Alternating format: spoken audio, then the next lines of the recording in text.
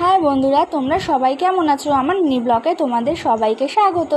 আবার একটা ছোট্ট ব্লগ নিয়ে তোমাদের কাছে চলে এসেছি। দেখো, সকাল থেকেই কি পরিমাণ বৃষ্টি শুরু হয়েছে।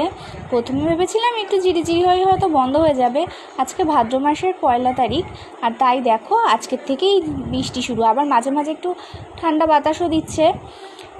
আর ভেবেছিলাম জামা কাপড়গুলো একটু কেচে ধুয়ে দিয়েছি, মেলে দিয়েছিলাম, ভেবেছিলাম হয়তো শুকিয়ে যাবে, কিন্তু এই বৃষ্টি যে শুরু হয়েছে তাতে আর শুকানোর তো জো নেই, সব ঘরেই মেলতে হয়েছে।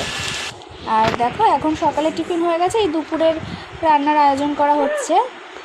আর আমাদের স্নানও হয়ে গেছে, এখন রান্নাও কমপ্লিট, আর আমার স্নান হয়ে গেছে, আমার শাশুড়িমাও স্নান করে বসেছে। আর ওইদিকে আমার ছেলে দেখো তার দাদার সাথে কম্পিউটারের দাদা কাজে বসেছে, আর ও গিয়ে কোলের উপর বসে ওরকম করছে দুষ্টুমি। কম্পিউটার নিয়েও কম্পিউটারের দিকে এমনি তাকিয়েই থাকে যখন কম্পিউটার বন্ধ থাকে।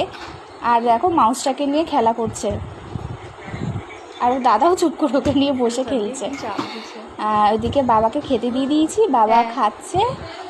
আর আমার কর্তামশাই মোবাইল নিয়ে বসে আছে। আর চলো দুপুরে কী মেনু হয়েছে তোমাদের সাথে দেখাই।